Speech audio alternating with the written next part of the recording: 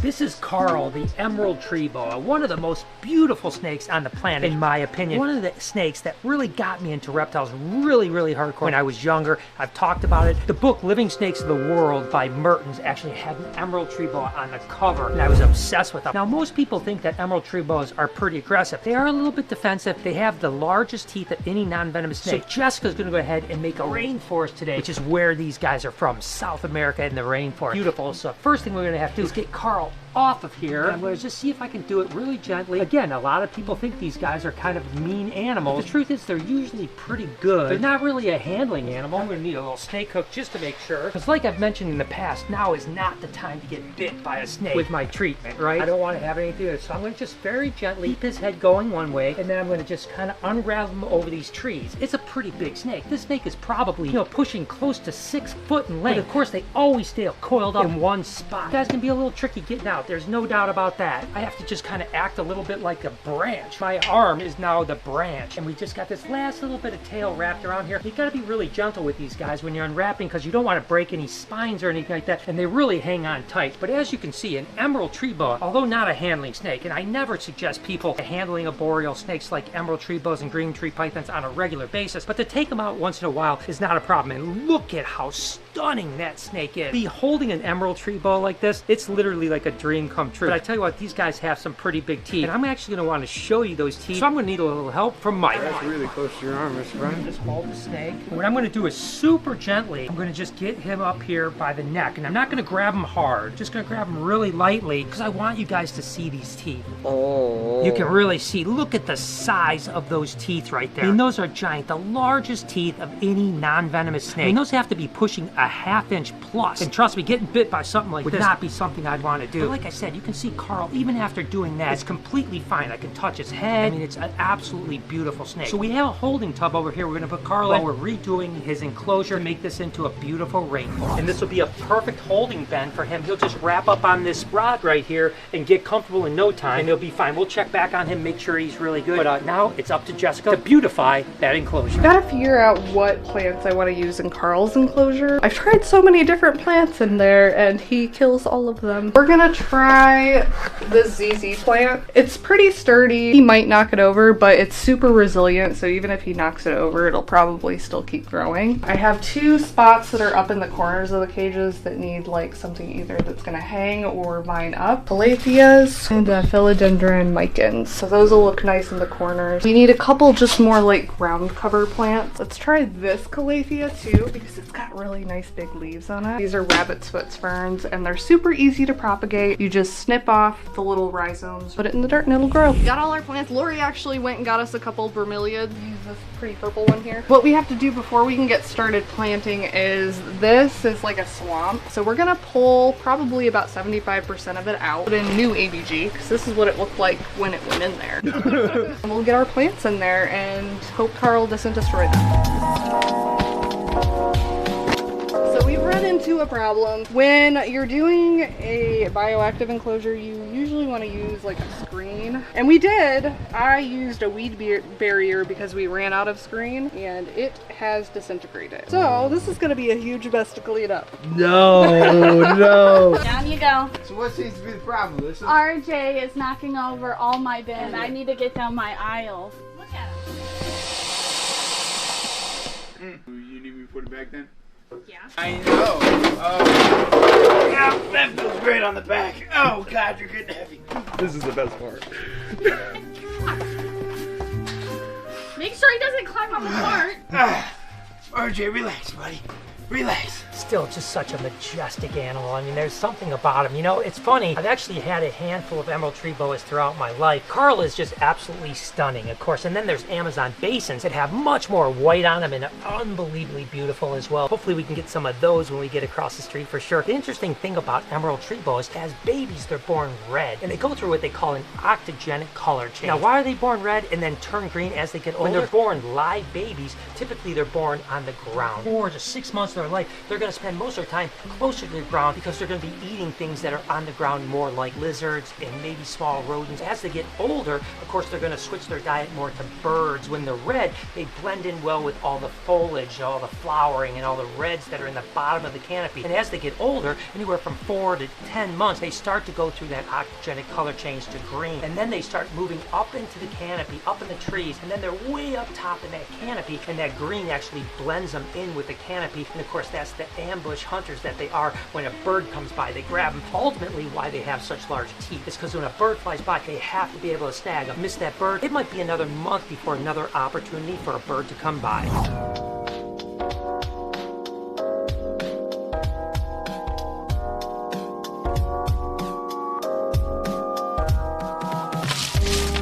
To go see if we have screen. If not, I'm gonna have to run to Ace Tell me if it's perfect. Nice.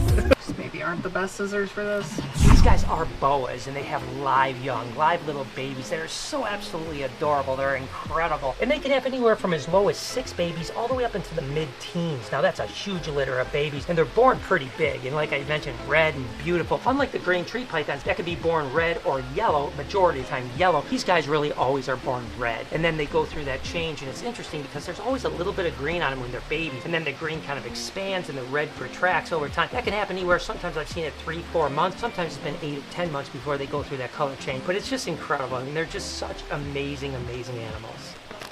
Oh, I just poked myself in the finger. Is it bad? No. I've been having not good luck with like doing this stuff. Slicing my finger with razor blades or poking myself with scissors. This is what it looked like before. Yeah, it's crazy, isn't it? So this one, I'm actually gonna try mixing a couple other things into the ABG. I'm gonna see if I can get something chunky, like either some big chunky cocoa coir, maybe even a little bit of peat moss, see if we can keep it from getting super swampy this time. Yeah, guys, so since Brian obviously can't lift a lot of weight, we gotta get RJ when he comes out for his walks and stuff.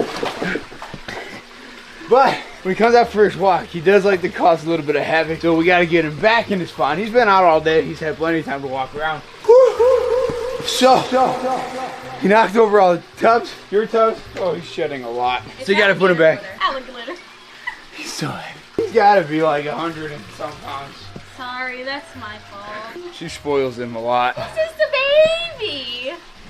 So I found some like chunky cocoa stuff. That's gonna just like help to the water to just go through the soil, hopefully, and not just stick in the soil. Let's see here. I really like this. It's philodendron lichen. It's really similar to like the heart-shaped philodendron. It grows like very fast and it'll root to things. So you can kind of see it's got little nodes there. Those will turn into aerial roots that attach to different things in the cage. Both of these actually are a couple of my favorite terrarium plants.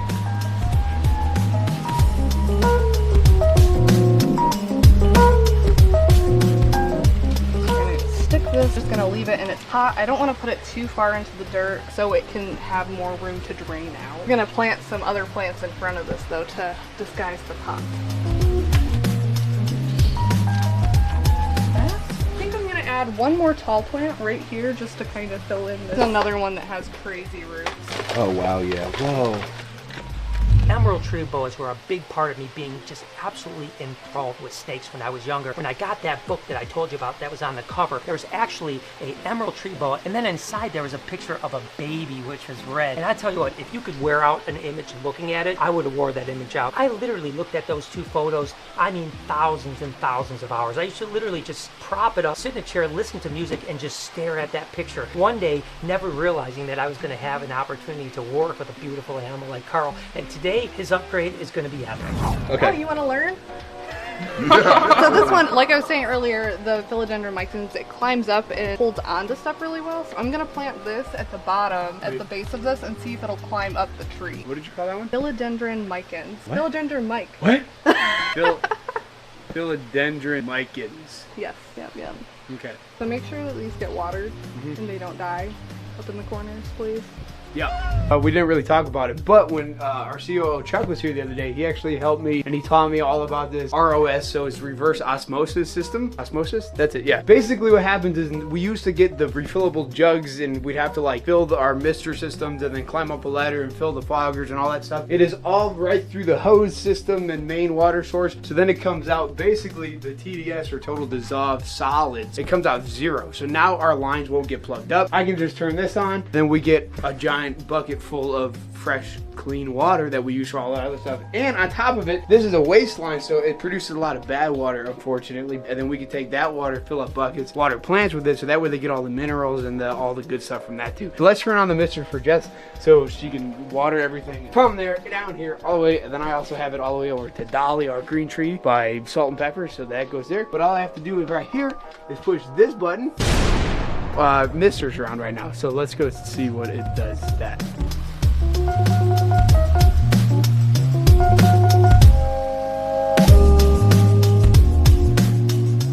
And that's it. Easy as that, right? Great job.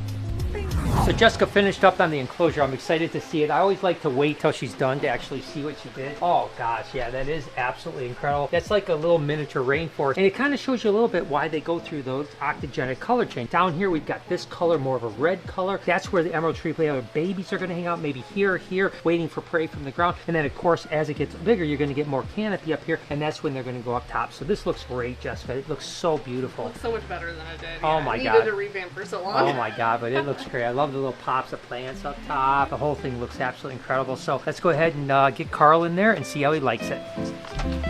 Okay, Carl, ready? Go back into your beautiful new rainforest. Wow. Look at how good he looks. I mean, I love the way that just the pops of color just make him look even more vibrant. But again, you can see how in the rainforest, if you're down there, how these guys would just blend in so much, right? Just like a leaf. They're so amazing animals. Super excited. Good job, Jessica. This is oh my God, he looks so good. Hope you guys enjoyed today's video. If you did, there's a playlist that you can watch all kinds of videos. You can also hit that subscription button. It would mean a lot to me. Also, hit that like button while you're down there. Have a wonderful day, Reptile Army. Remember... Oh! Do I have to do this? Rock pythons are still not that calm.